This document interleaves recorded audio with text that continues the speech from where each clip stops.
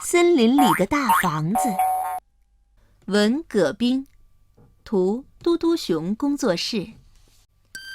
森林里有一座大房子，里面住着一位老奶奶。大房子好高好高，老奶奶好矮好矮。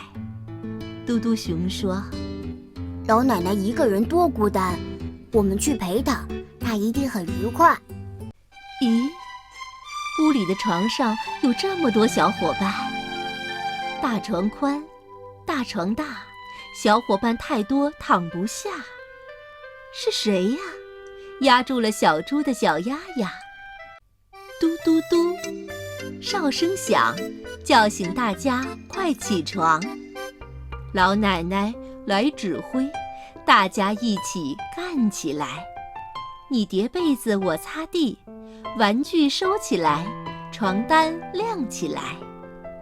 顽皮鼠乐哈哈，捂着嘴巴偷着乐。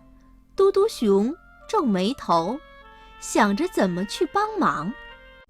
老奶奶上街去，买水果，买蔬菜。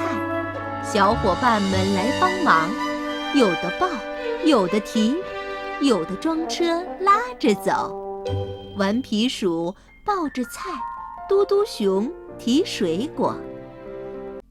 饭菜香喷喷，摆了一大桌，大家围在一起，吃得真快活。吃饱了，回家去。嘟嘟熊挥挥手，不忘跟大家道个别。大房子里静悄悄，小伙伴们都睡着，老奶奶一点儿不孤单。嘟嘟熊和顽皮鼠放心了，悄悄回家去睡觉。